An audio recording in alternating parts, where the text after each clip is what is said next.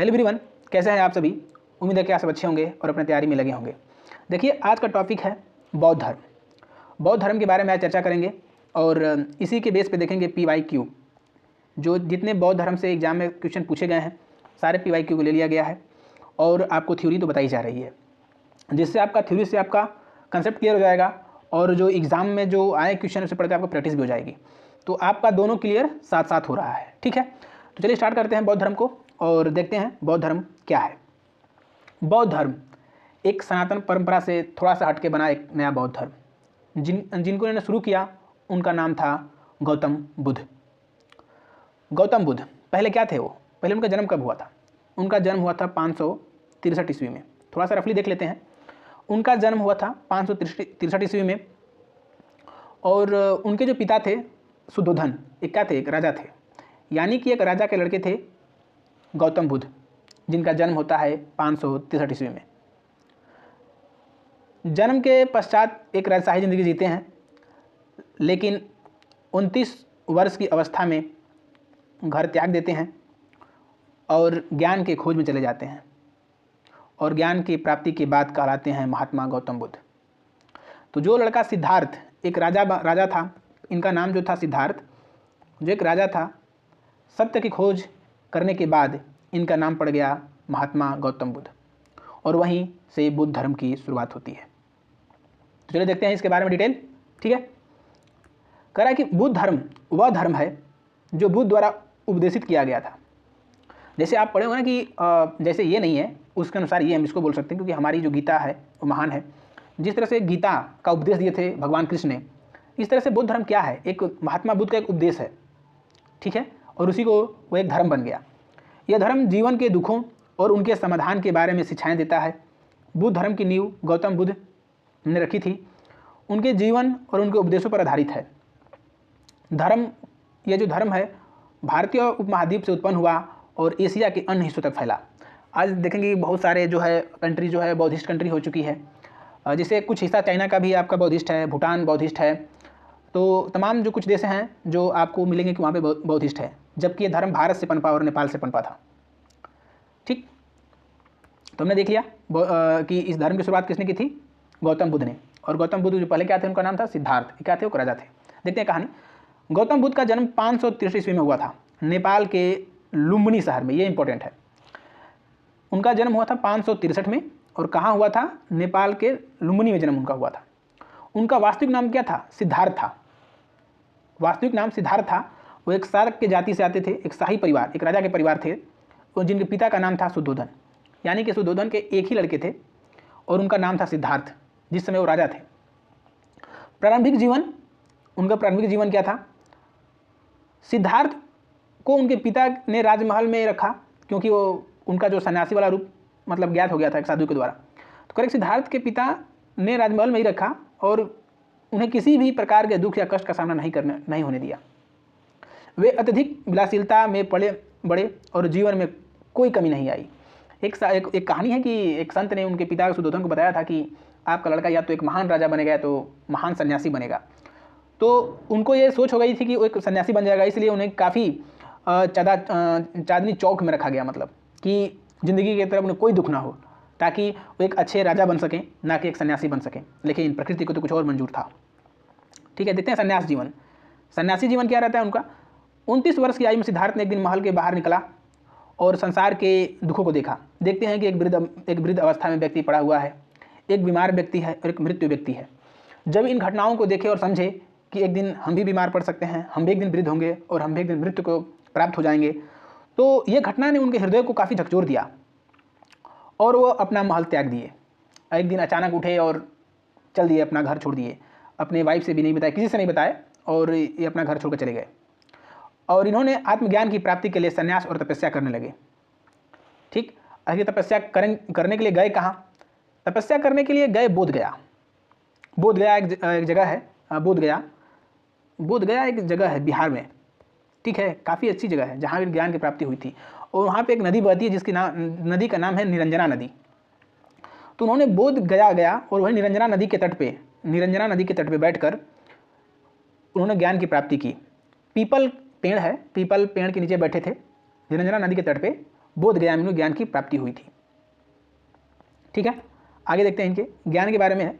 ज्ञान की प्राप्ति कैसे होती है। सिद्धार्थ ने कठोर तपस्या की, लेकिन वो संतुष्ट नहीं हो पाए। वह बोध गया गए, बोधि वृक्ष के नीचे, और ध्यान मग्न हो गए और उनके ज्ञान की प्राप्ति हुई। इसके बाद बुद्ध को लाइट ऑफ एशिया यानी जो ज्ञान में प्रकाश हुआ और उन्हें महात्मा गौतम बुद्ध के नाम से जाने जाने लगा। ठीक है, आगे देखते हैं इनके टॉपिक, इनके सिद्धांत क्या थे।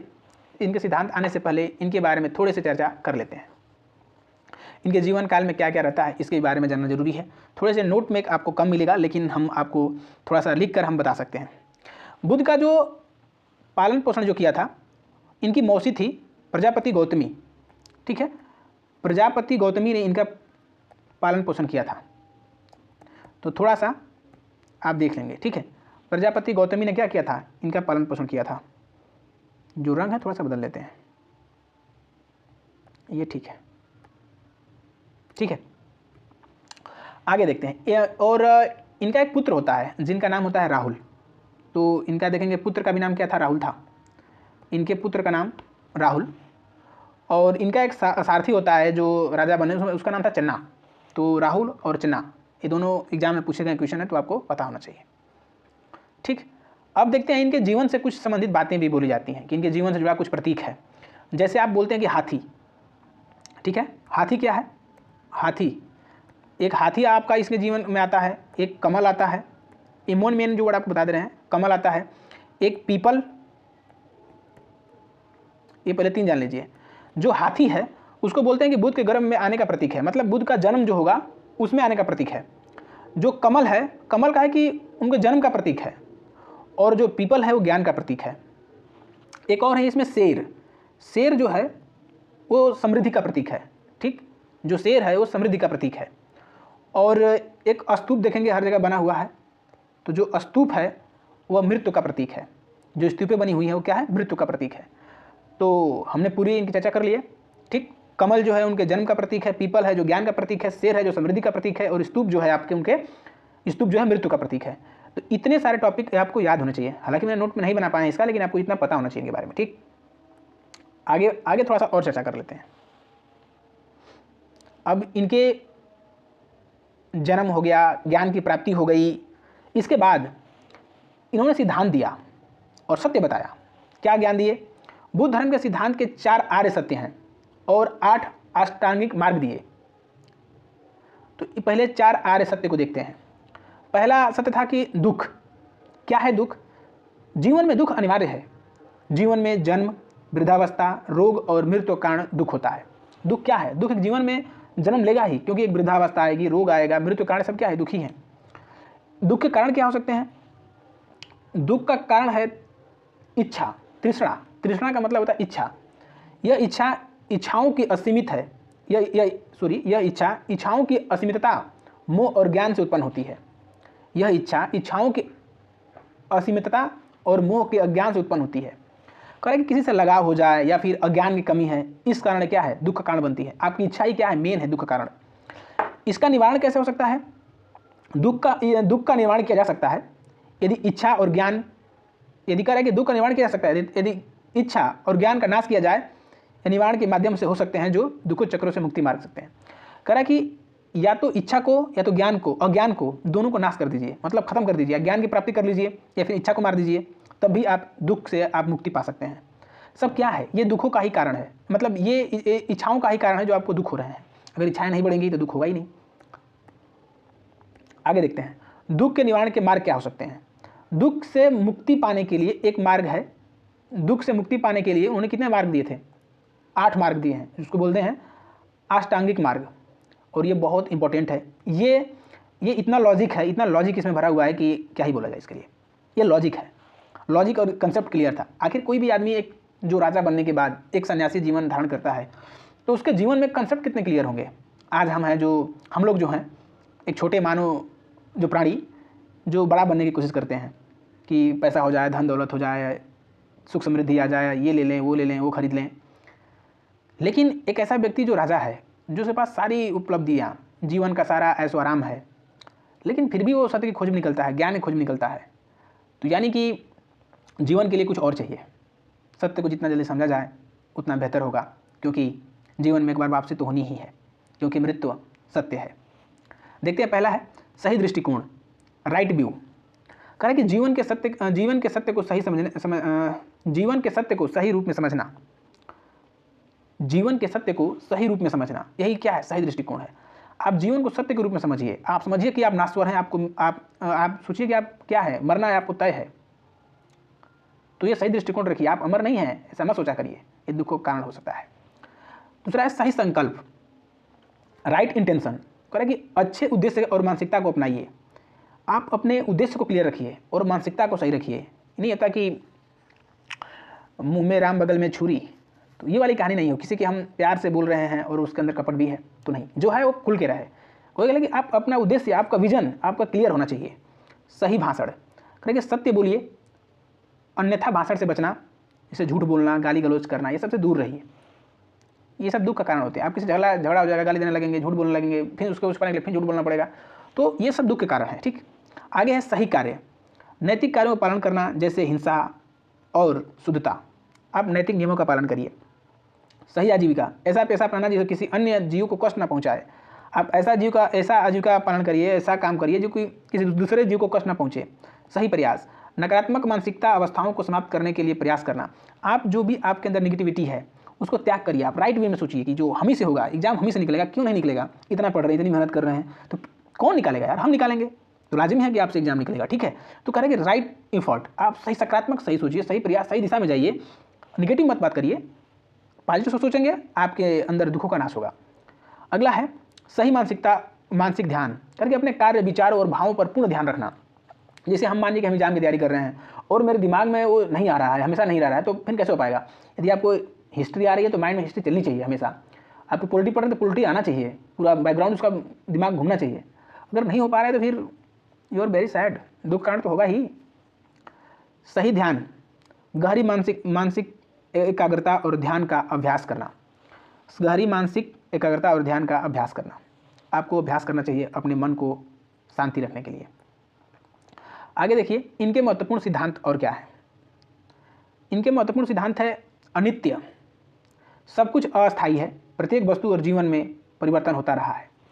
न कहता है कि मेरे आने के पहले भी दुनिया थी, मेरे जाने के बाद भी दुनिया होगी, तो सब कुछ अस्थायी है, कुछ भी जो कह सकते हैं कि अस्थायी रूप से नहीं है, सब परिवर्तनशील है और बदलता जाएगा। आप जिस रुआब में हो कि जो चीज़ें हमारे हैं, पास में हैं, वो कभी ख़त्म नहीं होंगी, तो ये प्रकृति ऐसा नहीं है। जो आज तेरे पास है वो कल भी किसी के पास था और आने वाले के पास भी, जो दुनिया में आएंगे उनके पास होगा। तो ऐसा कुछ भी नहीं है कि जो चीज़ें, जो वस्तुएं, जो आप सुख भोग रहे हैं कि हमारे पास गाड़ी बंगला सब है, एक दिन चला जाएगा और पहले भी था वो। ठीक, तो बहुत बड़ी बात है सर, ये माइंड कंसेप्ट को क्लियर करने वाली बात है। ठीक है, अनात्मा, कोई अस्थायी आत्मा स्व नहीं होता, आत्मा केवल मस्तिष्क और शरीर के संयोजन से नाम है। करें कि आत्मा क्या है, आत्मा कुछ है नहीं, आत्मा केवल मस्तिष्क और शरीर के संयोजन का एक नाम है। कर्म का फल निश्चित होता है, कर्म का फल आपको मिलेगा। अच्छे कर्म को सुख लाते हैं और बुरे कर्म आपको दुख लाते हैं। ये सत्य है कि यदि आप जो कर रहे हैं आप वही आपको मिलेंगे। अगर आप अपनी स्किल पर काम कर रहे हैं तो एक दिन आप जरूर प्रोग्रेस पे रहेंगे। जो भी आप काम कर रहे हैं उसमें आप सफलता हासिल करेंगे। अगर बुराई का होगा तो आप दुख मिलेगा, अच्छाई का मार्ग होगा तो आपको सुख मिलेगा। निवारण क्या हो सकता है, निवारण का अर्थ है दुख और संसार के चक्र से मुक्ति, दुख से मुक्ति और संसार से मुक्ति। आपने बताया कि जितने सारे पहले जो 8 अष्टांगिक मार्ग थे वो क्या थे, दुख के नाश करने के लिए थे। एक इसमें और रख लीजिए, संसार के चक्र से मुक्ति पाना जरूरी है, क्योंकि संसार क्या है, एक मोह माया नगरी है। यह एक अस्थायी मानसिक स्थिति है जिसमें सभी इच्छाएं और पीड़ाएं समाप्त हो जाती हैं। आपकी इच्छा समाप्त हो जाएगी, आप क्या हो जाएंगे, अमर हो जाएंगे। संसार क्या है, यह जन्म मृत्यु और पुनः जन्म का चक्र है। संसार क्या है, जन्म है, मृत्यु है, पुनः जन्म चक्र का है, वही इसको बोलते हैं। बौद्ध धर्म का उद्देश्य इस चक्र से बाहर निकलकर निर्वाण प्राप्त करना था। ठीक, हमने देख लिया। अब देखिए बौद्ध धर्म जो है, इनके आने के बाद, महात्मा बुद्ध के जाने के बाद, इनकी मृत्यु कब होती है, 483 ईसा पूर्व में। इनके मरने के बाद धर्म क्या है कि जो बौद्ध धर्म है 2 भागों में टूट जाता है। और बौद्ध धर्म के 2 भागों में टूटने के बाद ये बनता है 2 धर्म, जिसका एक पहले का नाम था हीनयान और दूसरे का नाम था महायान। ठीक, हीनयान और महायान, हीनयान क्या था और महायान क्या था, दोनों के बारे में चर्चा पहले कर लेते हैं, उसके बाद में इसका डिटेल देखेंगे। कह रहे कि यह मुख्य रूप से Sri Lanka, Thailand, Burma, Cambodia, Laos में प्रचलित है। इसमें व्यक्तिगत साधना और ध्यान पर जोर दिया गया है। कह रहे कि इसमें व्यक्तिगत साधना है और ध्यान पे जोर दिया गया है हीनयान पे। इसमें दोनों में अंतर भी देखेंगे कि अंतर क्या है। ठीक, महायान क्या है, कह रहा है कि यह चीन, जापान, कोरिया, तिब्बत आदि देशों में प्रचलित रहा। इसमें बोधिसत्व, बुद्ध की अवस्था प्राप्त करने की दिशा में कार्य करने वाला व्यक्ति की पूजा की जाती है। इसमें कई देवता और धार्मिक शिक्षाओं का समावेशन होता है। अब देखते हैं दोनों में अंतर क्या है। एक संक्षिप्त अंतर है, कह रहा है कि जो हीनयान है एक महात्मा बुद्ध का जो है एक मूल धर्म है।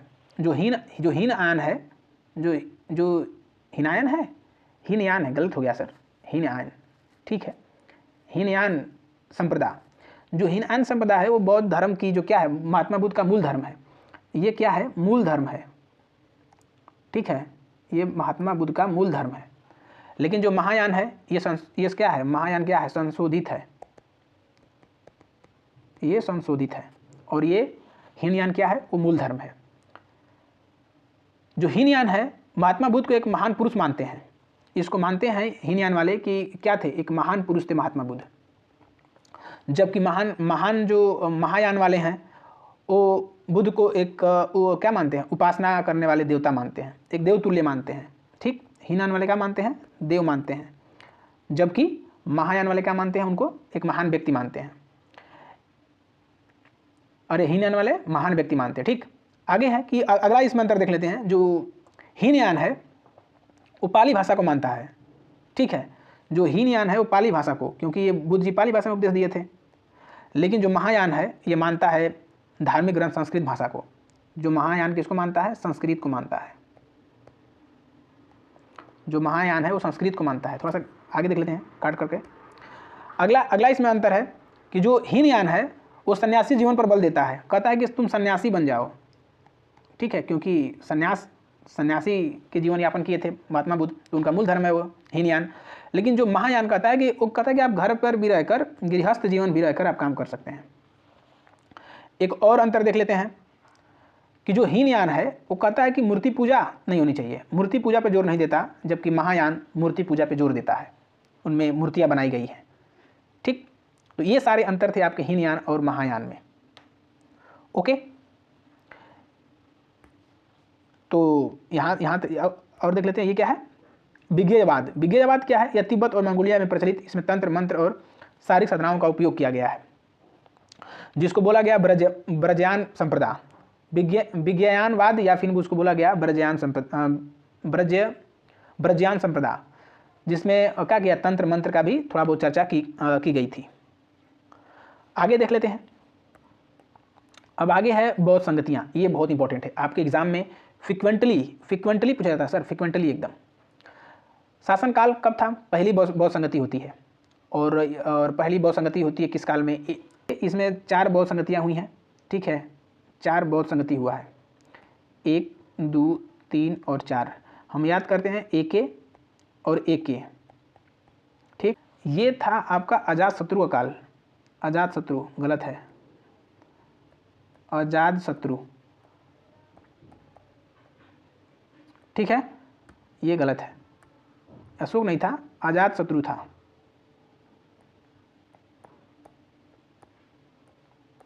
अजातशत्रु के कार्यकाल में हुई थी बौद्ध की पहली संगति। ठीक, और यहाँ का जो क्या बोलते हैं, जो अध्यक्ष था वो था महाकश्यप। उनके शिष्य महाकश्यप ने इसका अध्यक्षता की थी।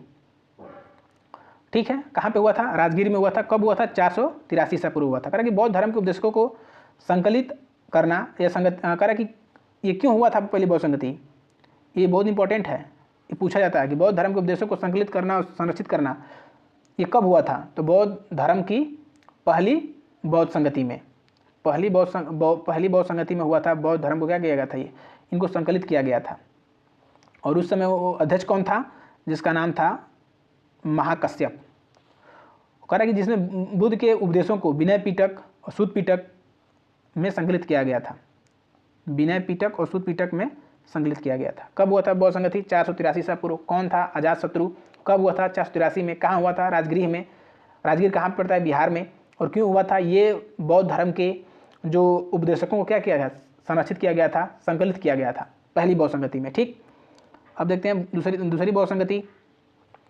जो दूसरी बौद्ध संगति जो हुई थी, कब हुई थी? 383 ईसा पूर्व में। कहाँ पे हुई थी? आपको हुई थी वैशाली, वर्तमान का बिहार राज्य में स्थित है। ठीक, राजा कौन था? ये भी राजा, इसमें भी दोनों गलत लिखा गया है। ठीक है, कनिष्क नहीं था यार, ये गलत है, कालाशोक था।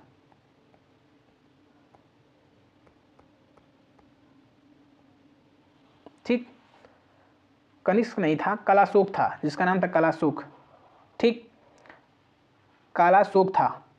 और उसमें जो अध्यक्षता की थी सबका मीर, सबका मीर या सबकामी बोलते हैं, सबका मीर बोलते हैं। ठीक, उसकी अध्यक्षता की थी। 483 ईसा पूर्व में बिहार में हुआ था। राजा गलत दिया गया है, राजा गलत टाइप हो गया है। बौद्ध धर्म सिद्धांतों के कुछ सुधार और अंतर्विरोधियों को दूर करना। करेक्ट, क्यों हुआ था ये? बौद्ध धर्म के सिद्धांतों पर कुछ सुधार करना और अंतर विरोधियों को दूर करना। इस संगति में बौद्ध धर्म में व्याप्त विभिन्न मतांतरों पर चर्चा की गई और इन्हें संकुचित किया गया था। अब देखते हैं तीसरी बौद्ध संगति। ये भी गलत है, सारे संगतियाँ बहुत सन सही लिखा गया, ये वाला एक ही जगह टाइप हो गया है। ठीक है, लेकिन तीसरी बौद्ध संगति में तो ठीक था, तीसरी बौद्ध संगति में तो यही था, सम्राट अशोक ही था। तीसरी बौद्ध संगति हुई थी 250 ईसा पूर्व में, या फिर इसको बोलकर लिखता है 255 भी लिखता है। ठीक, 255 या 250 ईसा पूर्व में हुआ था। और उसमें राजा था आपका अशोक। कहाँ हुआ था आपका? पाटलिपुत्रा। कहाँ पे है ये? वर्तमान बिहार में है। ये बौद्ध धर्म के सिद्धांत को स्पष्टता और प्रचार प्रसार था इसका। तो बौद्ध के काल में हुआ था आपका किसके काल में? अशोक के कार्यकाल में हुआ था तीसरी बौद्ध संगति। कब हुआ था? 250 से 255। अब अगला देखते हैं चौथी बौद्ध संगति। जो चौथी बौद्ध संगति है आपका कुषाण सम्राट कनिष्क काल में हुआ था। कुषाण सम्राट कनिष्क काल में हुआ था, और ये कनिष्क काल में तो नहीं था यार। ठीक था, ये भी सही है, ये भी सही है। जो कुषाण सम्राट कनिष्क काल में हुआ था बौद्ध की चौथी बौद्ध संगति, और ये हुई थी ईस्वी की प्रथम शताब्दी में हुआ था, ये भी सही है। कहाँ पे हुआ था? कश्मीर में हुआ था, कुंडलवन, कुंडलवन कश्मीर है। ठीक, कुंडलवन, कुंडलवन में हुआ था कश्मीर में। अध्यक्षता की थी वसुमित्र ने किया था। ठीक, ये था कि यह बौद्ध धर्म के सिद्धांत को की स्पष्टता और उनके विस्तार करना था। इसमें त्रिपिटक और अन्य बौद्ध साहित्य का संकलित किया गया। बौद्ध संगति धर्म की विभिन्न शाखा के बीच एकीकरण और उद्देश्य को अर्जित करती है। तो हमने ये पूरा देख लिया। ठीक है, इसको एक बार और हम रिवाइज कर लेंगे आगे चल के, क्योंकि ये बहुत इंपॉर्टेंट है, आगे प्रश्न आ चुके हैं। तो कह रहा है कि क्या योगदान रहा समाज, इसको पढ़ लेते हैं। समाज सुधार क्या था? बुद्ध धर्म में समाज में समानता, अहिंसा और तत्कालिक प्रासंगिकता के सिद्धांत को बढ़ावा दिया। उनके उपदेशों में जातिवाद के खिलाफ कड़ा विरोध था और उन्होंने सभी मनुष्य को असमान माना। सम्राट अशोक के शासनकाल में बौद्ध धर्म का प्रचार बहुत बढ़ा। उन्होंने बौद्ध धर्म को राज्य धर्म के रूप में अपनाया और इसके प्रचार के लिए उन्हें स्तूप और धर्म चक्र बनवाए। तो सबसे बड़ा जो राजा था दौर जो है बौद्ध धर्म को अपनाने वाला है, उस प्रचार प्रसार करने वाला कौन था? राजा अशोक। ठीक, इसको क्या करते हैं कि एक बार आपको रिवाइज कर लेते हैं। रिवाइज इसलिए ऐसे कर लेते हैं ताकि जो कुछ गलतियां हुई हैं वो गलतियां जो है क्या हो जाए, सही हो जाए। एक बार इनको देख लेते हैं, समितियों को कहाँ हुआ थे, क्योंकि खाली पेज तो मिलेगा नहीं, खाली पेज यहाँ पे हो जाएगा। ठीक है, अब देखते हैं। देखिए, प्रथम बौद्ध धर्म की प्रथम बौद्ध संगति, द्वितीय बौद्ध संगति, तृतीय बौद्ध संगति और चतुर्थ बौद्ध संगति। याद रहे क्या ये संगति है, संगति। ठीक, थोड़ी सी जो है इसको लिखना अलग है, बौद्ध संगति, संगति। अब देखिए ये पहला हो जाएगा, इसको कर दीजिए दूसरा, इसको तीसरा और इसको चौथा। कब काल में हुआ था? पहला हुआ था आपको 483 ईसा पूर्व में। दूसरा हुआ था, याद करिए कब था? 383 ईसा पूर्व। और आपका तीसरा था 250 या 255। चौथा था प्रथम शताब्दी। ठीक, 100वीं ईस्वी। तो ये तो हो गया आपके सन। पहला में राजा था अजातशत्रु, दूसरा में था के कालाशोक, तीसरा में था ए अशोक, और चौथा में था आपका ए के फिन के कनिष्क। देखिए याद करने का ट्रिक है। ए के से क्या है, पहले अजात शत्रु आएगा, फिर काला शोक आएगा, काला के बाद फिर अशोक आएगा, काला अशोक, तो के से काला शोक और फिर आ जाएगा ए से अशोक, उसके बाद फिर कनिष्क। पहला था क्या, अजात शत्रु। अब देखेंगे इसका प्लेस देख लेंगे। पहला कहाँ हुआ था आपका, राजगिरी कहाँ पे है, बिहार में ही है। पहला हुआ था राजगिरी में, राजगिरी। दूसरा हुआ था आपका वैशाली, पहला राजगिरी, दूसरा वैशाली। तीसरा हुआ था आपका अशोक, कहाँ कराया था, पाटलिपुत्र का ना जी, पाटलिपुत्र। और चौथा हुआ था कनिष्क, कहाँ था, कुंडलवन कश्मीर, कश्मीर। तो ये आपको याद रहना चाहिए, ठीक। ये आपको डिटेल आना चाहिए, आप ट्रिक से भी इनके याद कर सकते हैं। ए के 483, 383, 255 और प्रथम शताब्दी। राजगिरी, वैशाली, पाटलिपुत्रा और कुंडलवन कश्मीर। इससे आपको एग्जाम में एक सवाल पूछ दिया जाता है, ठीक। तो इजीली आप बन जाएगा आपसे। अब देखिए चलते हैं प्रश्न और आंसर पे। देखिए पहला इसका प्रश्न है, बुद्ध का जन्म किस स्थान पे हुआ था, बताए थे लुम्बिनी कहाँ पड़ता है, आपको नेपाल में पड़ता है। बुद्ध जी का जन्म लुम्बिनी नेपाल में हुआ था। नेक्स्ट देखेंगे, सेकंड नंबर क्वेश्चन है आपका, बुद्ध को किस नाम से भी जाना जाता है। तो यहाँ पे महावीर नहीं है, शंकर नहीं है, महात्मा नहीं है, क्या है, गौतम बुद्ध को नाम से जाना जाता है। अगला देख लेते हैं। नेक्स्ट नंबर, थर्ड नंबर है, बुद्ध का असली नाम क्या था। बुद्ध का असली नाम था राजा सिद्धार्थ, ठीक। सिद्धार्थ से बने वो महात्मा गौतम बुद्ध। अगला क्वेश्चन है, बुद्ध ने अपनी शिक्षा किस स्थान पर प्राप्त की थी। बुद्ध ने अपनी शिक्षा किस स्थान पर प्राप्त की थी, आपको बताए थे कहाँ पे, बोध गया, निरंजना नदी के तट पे, पीपल वृक्ष के नीचे, बोध गया में उनको ज्ञान की प्राप्ति हुई थी। और वहाँ से कहलाया क्या, कहलाए बुद्ध कहलाए, महात्मा गौतम बुद्ध कहलाए। अगला क्वेश्चन है आपका, बुद्ध के द्वारा दी गई 4 आर्य सत्य क्या है। दुख का कारण, दुख का निरोध और दुख का निरोध का मार्ग, ठीक। तो option number B will be right answer. अगला देख लेते हैं, बुद्ध ने कितनी वर्ष की आयु में निर्वाण प्राप्त किए, और निर्वाण प्राप्त कहाँ हुए थे। ये तो 80 वर्ष की उम्र में प्राप्त किए थे। अरे 563 में जन्मे और 483 में उनकी मृत्यु हो गई, ठीक। 483 में इनकी मृत्यु हो गई, तो कितने साल जिए थे, 80 साल जिए थे। निर्वाण प्राप्त कहाँ किए थे, कुशीनगर, ठीक। इनको वहीं तक मतलब वहाँ निर्वाण प्राप्त किए थे, कुशीनगर में। कुशीनगर कहाँ है, यूपी का एक जिला है, ठीक है। कुशीनगर यूपी में है। नेक्स्ट क्वेश्चन देखते हैं। अगला है आपका, बुद्ध की पहली उपदेश सभा कहाँ आयोजित की गई थी। तो पहली आए थे ये सारनाथ में, और सारनाथ में ये पहला अपना उपदेश दिए थे।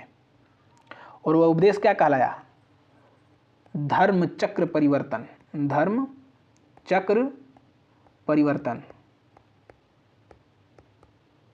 ठीक है, धर्म चक्र परिवर्तन कहलाया। अगला क्वेश्चन देखते हैं, बौद्ध धर्म के 3 आर्य सत्य क्या थे।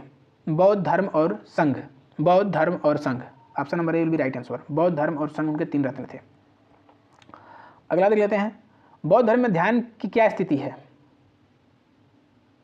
ध्यान की स्थिति है आत्म साक्षात्कार का साधन, ठीक। आत्मा से साक्षात्कार होना, तो ऑप्शन नंबर क्या था, B will be right answer, ठीक। अगला है, बौद्ध धर्म में निर्वाण का क्या अर्थ क्या है। निर्वाण का अर्थ क्या है, जन्म और मृत्यु के चक्र से मुक्ति। करा कि जो निर्वाण का मतलब है जन्म और मृत्यु के चक्र से मुक्ति पाना। अगला, बौद्ध धर्म में मग क्या है। मार्ग है, रास्ता है, क्या, ज्ञान की प्राप्ति का, मोक्ष की प्राप्ति का, ठीक। अगला वर्ड देखते हैं, अगला क्वेश्चन, बुद्ध ने बोधि वृक्ष के नीचे किस दिन निर्वाण प्राप्त किए थे। क्या किए थे, पूर्णिमा के दिन बोधि वृक्ष के नीचे निरंजना नदी के तट पे बोध गया में ज्ञान की प्राप्ति होती है। नेक्स्ट अगला है, बुद्ध के प्रमुख शिष्य कौन थे? महाकश्यप। महाकश्यप क्या थे? उनके प्रमुख शिष्य थे, इसलिए उन्होंने क्या किए थे? प्रथम बौद्ध संगति आयोजन करवाई थी इनकी मृत्यु के बाद। अगला है, बौद्ध धर्म के अंतर्गत जो प्रमुख शिक्षा है उसे क्या कहते हैं? Panchsheel. Option number C will be right answer, Panchsheel बोलते हैं उसको। अगला देखते हैं, बौद्ध धर्म में तथागत शब्द का अर्थ क्या है? जो आया है वह चला जाएगा। Option number B will be right answer. अगला देख लेते हैं, बुद्ध का जीवन दर्शन क्या है? ध्यान और साधना। ध्यान और साधना, सॉरी आंसर कह रहा है जीवन का, बुद्ध का जीवन दर्शन क्या है? जीवन दर्शन है दुखों से मुक्ति। ठीक है, option number C will be right answer. क्या है? दुखों से मुक्ति प्राप्त करना उनका जीवन का मुख्य उद्देश्य था। बुद्ध की संघ की स्थापना किसने की थी? बुद्ध संघ की स्थापना किसने की थी बताइए? जो बुद्ध संघ की स्थापना जो है गौतम बुद्ध ही करेंगे, और कौन करेगा? Option number B will be right answer. Buddha ने किस मार्ग पर चलने का उपदेश दिया था? क्या किया था? मध्य मार्ग। मध्य मार्ग पर चलने का उपदेश दिया था। Option number C will be right answer. अगला है आपका, बुद्ध के उपदेशों को संकलित करने के लिए कौन सी संगति आयोजित की गई थी? तो कौन की थी? पहली बौद्ध संगति में उनके क्या किया गया था? उनके उपदेशों को संकलित किया गया था। अगला वर्ड देखते हैं।